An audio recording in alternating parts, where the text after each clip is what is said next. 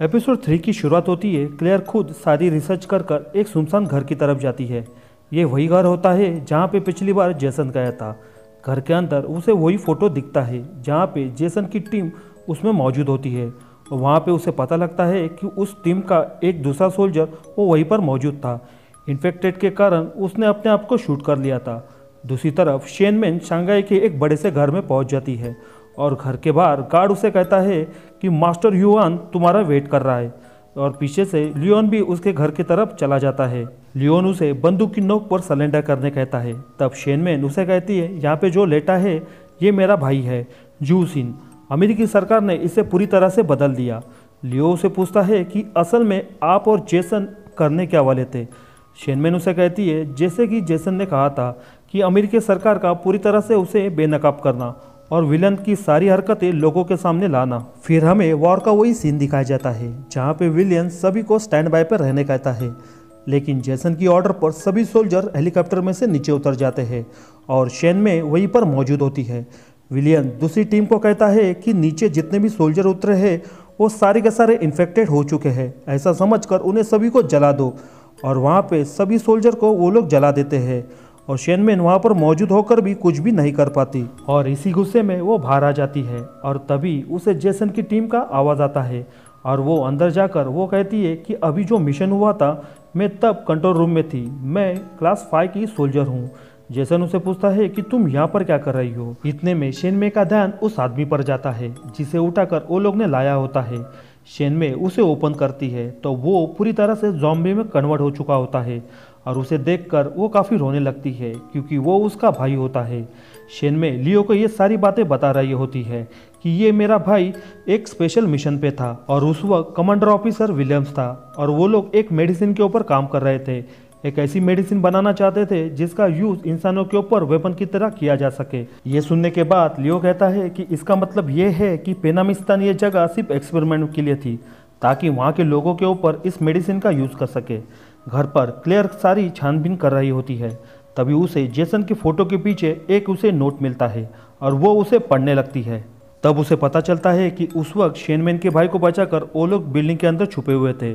Jason उसे दिलासा देता है कि तुम हार मत मानना, हम अपने दम के ऊपर तुम्हें यहाँ से बाहर निकालेंगे, लेकिन सफ़र काफ़ी लंबा होने के कारण तुम्हें ज़रा और दर्द झेलना पड़ेगा। तभी अचानक से वहाँ पे कई सारे ज़ॉम्बीज आ जाते हैं और वो लोग सोल्जर के ऊपर अटैक करते हैं। सारे सोल्जर मिलकर उन्हें मार गिराते हैं, लेकिन इसी बीच कई सारे ज़ॉम्बीज उन्हें भी इन्फेक्टेड कर देते हैं और साथ ही शेनमेन के भाई भी इन्फेक्टेड हो जाता है। वो कहता है कि मेरे पैंट के पॉकेट में एक इंजेक्शन है, उसे तुम जल्द से जल्द अपने बदन को लगा लो ताकि कुछ ही देर में हम लोग भी उन्हीं की तरह बन जाएंगे। जल्दी करो, हमारे पास वक्त कम है। शेन में आगे कहती है कि उस वक्त जेसन ने और सभी ने मिलकर एक डिसीजन लिया था कि वो लोग किसी को कुछ भी नहीं बताएंगे, बल्कि मेरी हेल्प से वो मेरे भाई को शंघाई शहर में लेकर आएंगे, मेरे दादाजी के पास। मेरे दादाजी यहाँ के जाने माने व्यक्ति है। लियो कहता है तो उसके बाद जेसन फिर से अपने बेस पर चला गया और ये बात विलियम्स को पता चली और उसने उसका मुंह बंद करने के लिए उसे मेडल दिया और उसे पेनामिस्तान का हीरो बना दिया। काफ़ी लंबी और सोची समझी चाल थी। शेनमे कहती है कि विलियम्स एक दोगला आदमी है, उसके ऊपर भरोसा किया नहीं जा सकता, वो किसी भी हद तक गिर सकता है और उसने अभी तक रिसर्च चालू रखा है, लेकिन अभी तक हमें ये नहीं पता कि वो लोग कौन है। लियो कहता है कि इसका मतलब ये है कि व्हाइट हाउस में जो ज़ॉम्बीज का अटैक हुआ था ये विलियम्स ने खुद किया था और उसकी मदद जेसन ने की थी ताकि विलियम्स का फायदा हो। ये सुनने के बाद शेनमे के दादाजी कहते हैं कि वायरस ने इसे बुरी तरह से बदल दिया। मैंने लाइफ की अपनी सारी दौलत इसके ऊपर खर्च कर दी, लेकिन मैं इसे ठीक नहीं कर पाया। मैं खुद विलियम्स को मारना चाहता हूँ, इसलिए मैं खुद व्हाइट हाउस में गया था, लेकिन तब मुझे पता चला कि जेसन भी उसके एहसानों के तले नीचे दबा पड़ा है, तो मैंने उसे अपने में कर लिया।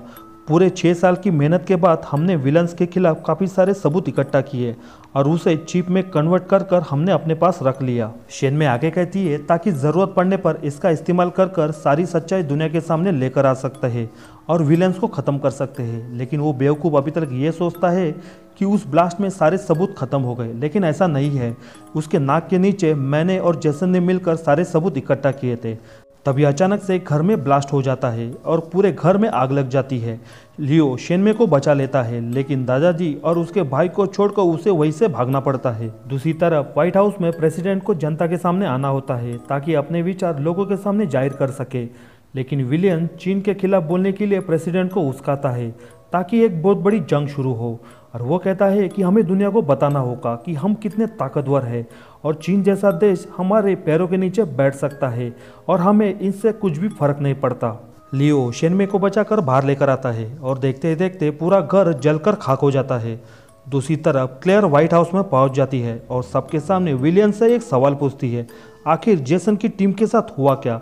विलियम्स उसका जवाब देने से मना कर देता है और वो आगे बढ़ता है। पीछे से क्लेयर उसे कहती है कि मेरे पास एक नोट है और उसमें साफ साफ लिखा है। शेनमे लियो से कहती है कि याद रखना, इस सब की शुरुआत डर से हुई थी। आप इसकी खेती करते हैं और आपको ही पता नहीं होता कि आप इसमें कब फंस चुके हैं।